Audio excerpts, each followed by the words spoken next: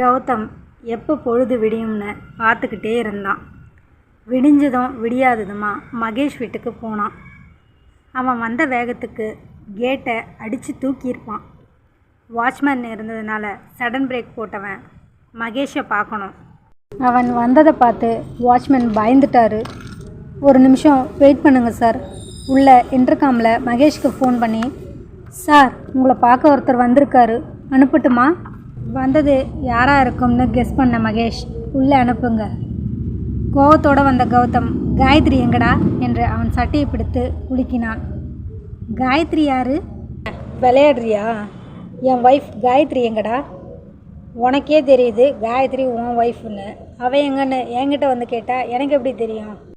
என் பொறுமையை சோதிக்காத மகேஷ், தயவு செய்து அவள் எங்கன்னு சொல்லிடு. அவனது கையை சட்டையிலேருந்து எடுத்தவன், உன் ஒய்ஃப் எங்கன்னு எனக்கு தெரியாது. டைம் வேஸ்ட் பண்ணாமல் போய் தேடு. அதுவரை ஆத்திரத்தோடு பேசிய கௌதம் இப்போது கெஞ்சும் துணியில், தயவு செய்து அவள் எங்கன்னு சொல்லிடு. என்னால் அவள் இல்லாமல் இருக்க முடியாது. உண்மையிலே அவள் எங்கன்னு எனக்கு தெரியாது. நிஜமாகவே தெரியாதா? நிஜமாக தெரியாது. அவள் எங்கே போனான்னு போய் தேடுங்க. காயத்ரி அருமையான பொண்ணு, அவளை தொலைச்சிடாதீங்க. எவ்வளவு கெஞ்சி கேட்டோம் மகேஷ் உறுதியாக தனக்கு தெரியாதுன்னு சொல்லிட்டான்.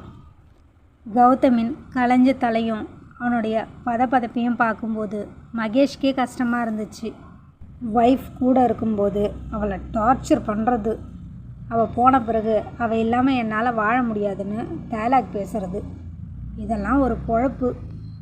ஆத்திரத்தோட அங்கேருந்து வெளியே போனவன் அவனுக்கு என்ன பண்ணுறதுனே புரியல. இவ எங்கே தான் போயிருப்பா? கௌதமுக்கு ஒரு விஷயம் மட்டும் நல்லா புரிஞ்சுது. நிச்சயம் மகேஷ்க்கு காயத்ரி எங்கே இருக்கான்னு தெரியும். காயத்ரியை காணோன்னு சொல்லும்போது அவன் முகத்தில் எந்த ரியாக்ஷனுமே இல்லை. இந்த கௌதம் கிட்டே விளையாடுறீங்களா? இன்னும் 24 ஹவர்ஸில் அவன் எங்கே இருக்கான்னு நான் கண்டுபிடிக்கிறேன். ஃபோனை எடுத்து கால் பண்ணவன், ஹலோ, நான் கௌதம் பேசுகிறேன்.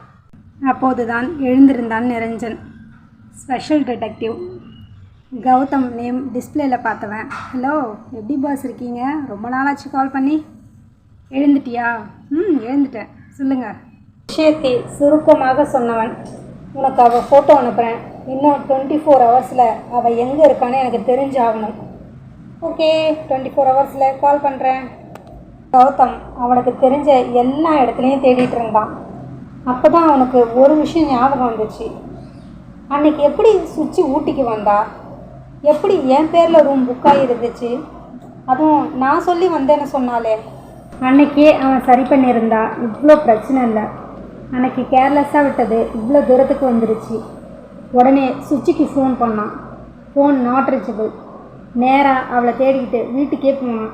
அவளோட ஃப்ரெண்ட்கிட்ட விசாரித்ததுக்கு லண்டன் போயிருக்கா, எப்போ வருவான்னு தெரியாதுன்னு சொல்லிட்டாங்க.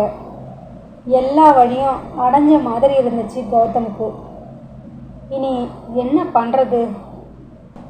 நிரஞ்சன் விஷயத்தை சொல்கிற வரைக்கும் அமைதியாக இருந்தாகணும். வீட்டுக்கு போகவும் பிடிக்கல, ஆஃபீஸ் போகவும் பிடிக்கல. அப்படியே காரை ரோட்டில் மரத்தடியில் நிறுத்திட்டு அங்கேயே உட்காந்துட்டான். கண்ணை மூடி அமைதியாக உட்கார்ந்துருந்தான். கௌதமுக்கு முதல்ல காயத்ரியை பார்த்தது ஞாபகம் வந்துச்சு. காயத்ரியோட அந்த சிரிப்பு, பேச்சு. ஒரு நாள் கூட காயத்ரி அவங்ககிட்ட அன்பாக பேசினதில்லை, அனுசரணையாக நடந்துக்கிட்டதும் இல்லை. ஆனாலும் காயத்ரி இல்லாமல் இருக்க முடியல. அது ஏன்? ஒருவேளை இருக்கு பேர் தான் லவ்வா? நான் அவளை நேசிக்கிறேன்னா? இங்கே காயத்ரியோட நிலமை வேறு மாதிரி இருந்துச்சு. ஏதோ ஒரு கோவத்துலேயும் ஆத்திரத்துலேயும் வீட்டை விட்டு வெளியில் வந்தவ, அவள் பார்க்குற இடம்லாம் கௌதம் நிற்கிற மாதிரியே இருந்துச்சு. அவனோட அந்த பேச்சு, சிரிப்பு, அந்த கம்பீரம். காயத்ரி தேம்பி தேம்பி அழுதா. என்னால் அவரை விட்டு இருக்க முடியுமா? வீட்டை விட்டு வெளியில் வந்துட்டேன். திரும்பி போனால் அவர் என்னை ஏற்றுக்குவாரா? இந்த நேரம் என்ன பண்ணிக்கிட்டு இருப்பாரு? என்னை தேடி இருப்பாரா? இல்லை தொல்லை விட்டுதுன்னு சந்தோஷமாக இருப்பாரா? தொல்லை விட்டுதுன்னு தான் நினைப்பாரு. அவருக்கு தான் அந்த சுச்சி இருக்காளே, நான் எதுக்கு?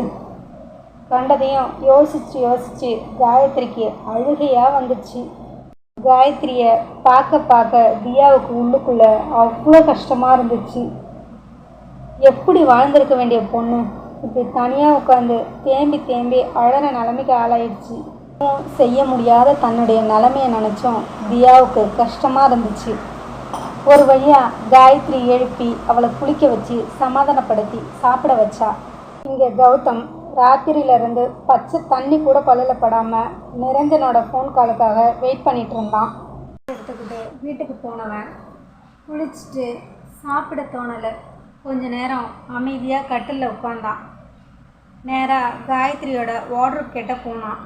அதை ஓப்பன் பண்ணவன் அதில் காயத்ரிக்கு அவன் ஆசையாக வாங்கி வச்ச எல்லா புடவையும் இருந்துச்சு. அதில் ஒன்றை கூட காயத்ரி எடுத்துகிட்டு போகல. என்னதான் நடந்திருக்கும்? வீட்டை விட்டு வெளியில் போகணும்னு நினச்சிருந்தா நிச்சயமாக ட்ரெஸ் எல்லாம் எடுத்துகிட்டு போயிருப்பான். வேறு என்ன தான் நடந்திருக்கும்? யோசித்து யோசித்து கௌதம் மண்டையே வெடிக்கிற மாதிரி ஆயிடுச்சு. காயத்ரி, எங்கடி போன? உன்னை காணாமல் நான் தவிச்சு போவேன்னு உனக்கு தெரியுமா தெரியாதா? அது சரி, என்னைக்கு நீ என்னை பற்றி கவலைப்பட்டிருக்க? உனக்கு விருப்பம் இல்லாத எதையும் இனிமேல் நான் செய்ய மாட்டேன். எனக்காக எதையுமே செய்ய வேணாம், என் கூட இரு, அது போதும். அந்த வார்ட்ரோப்பில் இருந்து முதலாக அவளுக்கு வாங்கி கொடுத்த அந்த கல்யாண பட்டு புடவையை எடுத்தான். அந்த புடவையை ஆசையாக தடவி பார்த்தான். அந்த புடவையை கட்டிக்கிட்டு காயத்ரி அழுதுகிட்டே அவன் முன்னாடி நின்னது அவன் கண்ணு முன்னாடி வந்து போச்சு. இந்த 4 மாதத்தில் நான் உன் மனசில் இடம் பிடிக்கலையா?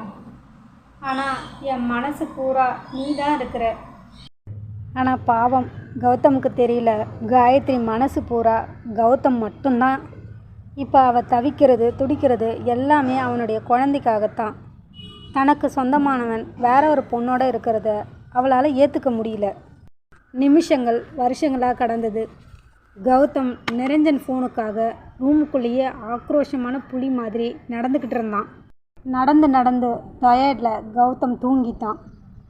அடுத்த நாள் நிரஞ்சன்கிட்ட இருந்து கால் வந்துச்சு. நிரஞ்சன் காயத்ரி இருக்கிற இடத்த பற்றி சொன்னான். அதை கேட்ட கௌதம் வேகமாக காரை எடுத்தான். நிரஞ்சன் கௌதம் கிட்ட, ஃப்ரெண்டா, நான் உனக்கு ஒரு சின்ன அட்வைஸ் சொல்லட்டுமா? அவங்க ரொம்ப பயந்து போயிருக்காங்க. இந்த சூழ்நிலையில் நீ அவங்கள தேடி போகிறது அவங்களுக்கும் குழந்தைக்கும் அவ்வளவு நல்லதில்லைன்னு நினைக்கிறேன். அப்புறம் உன் இஷ்டம். கௌதமுக்கு அவமானமாக இருந்துச்சு. தன்னோட ஒய்ஃப் கன்சீவாக இருக்கிற விஷயம் 3வது மனுஷன் சொல்லி தெரியுது. இதை விட ஒரு மனுஷனுக்கு அவமானம் வேறு என்ன வேணும்? என்னை ஏண்டி இப்படி அசிங்கப்படுத்துகிற? நீ கன்சீவாக இருக்கன்னு நான் சந்தோஷப்படுறதா, இல்லை என்னை இப்படி அசிங்கப்படுத்திட்டு போயிருக்கேன்னு கவலைப்படுறதா? இது ஏன் குழந்தை, அதை அழிக்க எனக்கு எப்படி மனசு வரும்? அன்னைக்கு ஏதோ விளையாட்டாக பேசினதை நீ இவ்வளோ சீரியஸாக எடுத்துக்குவேன்னு நான் நினைக்கவே இல்லை. கௌதமுக்கு தன்னை கட்டுப்படுத்தி கொள்ள ரொம்ப நேரம் ஆச்சு. கொஞ்ச நேரத்துக்கு அப்புறம் நிரஞ்சனுக்கு மறுபடியும் கால் பண்ணான். நீ எனக்கு இன்னொரு ஹெல்ப் பண்ணணும். அன்றைக்கி நாங்கள் ஊட்டி ட்ரிப் போனப்போ சுச்சியும் அங்கே வந்திருந்தா. அந்த ஹோட்டல் ரெக்கார்டில் என்னோட பேரும் சுச்சி பேரும் இருந்துச்சு. அது எப்படின்னு எனக்கு தெரியணும். இது ரொம்பவும் அர்ஜெண்ட்டா? இல்லை, டேக் யுவர் ஓன் டைம். நான் ஒரு கேஸ் விஷயமா அர்ஜெண்ட்டாக இன்றைக்கி மும்பை போகிறேன். ஒரு 1 வீக் டைம் கொடு, நான் எல்லாத்தையும் வந்து சொல்கிறேன். நிரஞ்சன், இன்னொரு விஷயம், சுச்சி லண்டன் போயிருக்கிறதா அவளோட ஃப்ரெண்ட்ஸ் எல்லாம் சொன்னாங்க. அதையும் பார்த்துக்கோ. Okay, I will take care of that. Gayathri சேஃபாக இருக்கா. நான் அப்பாவாக போகிறேன். இந்த சந்தோஷத்தை கொண்டாட முடியாத அளவுக்கு பண்ணிட்டியடி காயத்ரி. நீ என்ன பண்ணாலும் என்னால் உன்னை வெறுக்க முடியாது. இதை நீ எப்போ புரிஞ்சுக்குவியோ? இங்கே மகேஷ் காயத்ரிக்கு கால் பண்ணான். காயத்ரி கிட்ட கௌதம் தேடி வந்த விஷயத்த சொன்னான். அவர் எப்படி இருக்காரு? நல்லா இருக்காரா? அம்மா தாயே, நீ அவனை விட்டு போய் ஒரு நாள் கூட ஆகலை. உன் புருஷன் நல்லா தான் இருக்காரு. கொஞ்ச நேரம் பேசிட்டு காயத்ரி வச்சிட்டா. இந்த பொண்ணுங்களை நம்பவே கூடாது. புருஷனை பிடிக்கலன்றா, ஆனால் போய் ஒரு நாள் கூட ஆகலை, அவன் எப்படி இருக்கான்னு இப்படி கவலைப்படுறா. எப்படியோ 2 பேரும் நல்லா இருந்தால் சரிதான்.